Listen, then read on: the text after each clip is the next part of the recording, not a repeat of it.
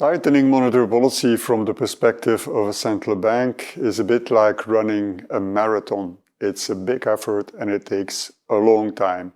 As we know, the lags it takes for rate hikes to impact economic growth, to weigh on inflation, to reduce inflation, these lags are long and variable.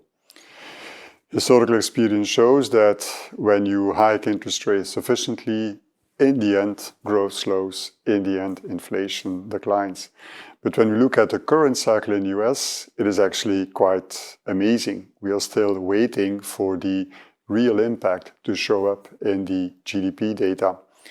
When we look at annual growth rate, year-over-year change of GDP, what we observe is that for the past 4 quarters, growth has actually been accelerating. When we look at quarterly growth rates, annualized, we see that, one, they have been, for the past 4 quarters, well ahead of potential GDP, which we can associate something like between 1.8 and 2%. So above potential, but also that the third quarter data this year has been an example of really shooting the lights out. Does this mean that US economy has become immune to rate hikes? What explains this huge resilience? And actually, to go back to the idea of running a marathon, what we see here is that within that marathon, the US economy is actually starting to sprint, is actually sprinting uphill because rates are being tightened, monetary conditions are being tightened, but still there is a pickup in growth. The experience or the performance is stellar in the third quarter, but what's also striking is the big difference with what we see in the euro area. The euro area has also seen monetary tightening, but in the third quarter of this year, we have seen a slight contraction of GDP, minus 0.1 quarter-over-quarter non-annualized. And if you look at the GDP level in the third quarter compared to last year, so 12 months ago, we have a very meager performance of plus 0.1%. So a pretty different picture from what we have seen in the US. In order to focus on third quarter GDP growth, the table shows you the details, the contributions of the different demand components. What is striking is the important contribution from household expenditures, the important contribution from public expenditures, and also the importance of restocking by companies. Now, what is the quality of that growth performance? How can we assess it? Should we be happy about it, or are there kind of caveats or question marks? Ideally, what one would like to see is that you have growth that is underpinned by a good balance between dynamic household spending, dynamic corporate investments, and not too big a contribution coming from the public sector. Why not too big a contribution? Because otherwise there would be concern building about what it means for public finances and for public sector debt. When we look what we have seen in the third quarter, what one immediately observes is that there are gaps between the ideal world and the reality.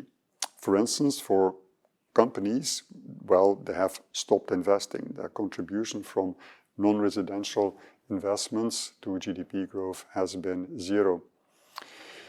One can expect that for the next several months, that contribution will remain at best very small. We're in an environment of rising interest rates, higher borrowing costs of companies. There's a lot of debt that will need to be refinanced by corporates next year. And also with the uncertainty that is not going to decline, one would also expect that companies will become a bit more cautious in terms of investments. There has been the good news of residential investments that have seen an uptick coming after a long series of negative contributions over the past quarters. One would expect that is not going to last. Mortgage rates are very high, so that is absolutely not an environment where we can expect that there would be a dynamic housing market and construction activity. When we look at restocking, good news in the third quarter, but that also means that in all likelihood there will not be more restocking in the next quarter. So that should also disappear. And then we have public sector. Well, an impressive contribution to GDP growth. one would have to hope actually that that contribution will go down, because otherwise there will be concerns about the public finances. So what is really holding the key for the next several months in terms of the dynamics of the US economy is what is happening on the household sector. Looking at the drivers that are influencing household consumption expenditures, one notices that predominantly they are actually pretty good and that are expected to remain pretty good. Admittedly, wage growth is slowing, but it is slowing from a rather high level. So it is an element that continues to contribute to growth of disposable income.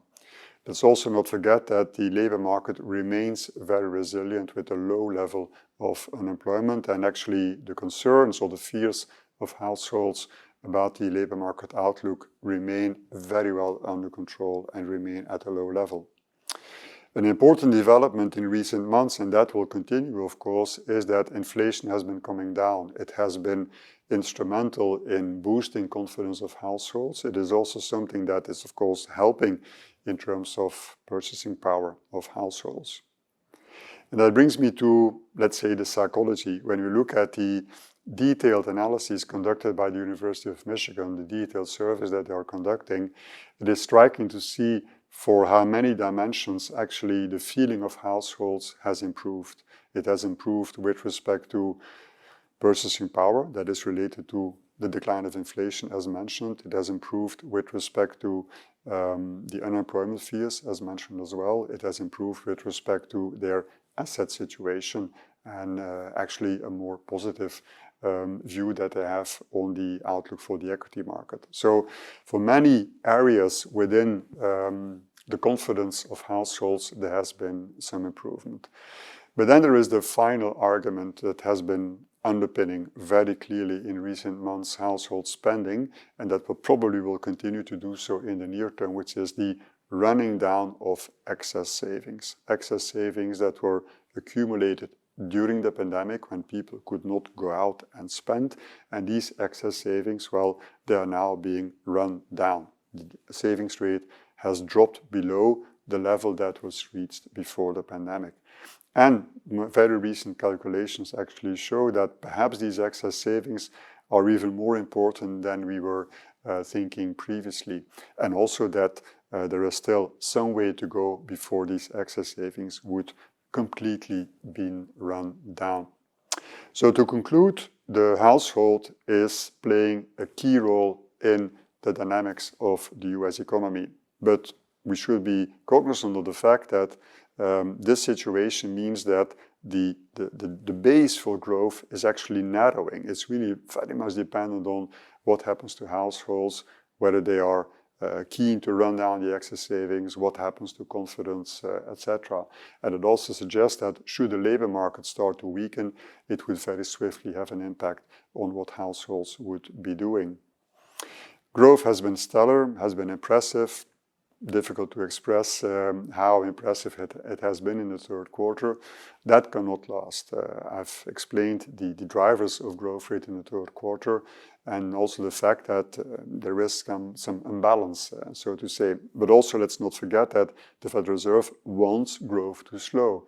And if it would take more time than it is expecting, it means that the message from the Fed will be more hawkish and that possibly even there will be more rate hikes. So growth eventually will need to slow down, and this is what is necessary to bring inflation back to target.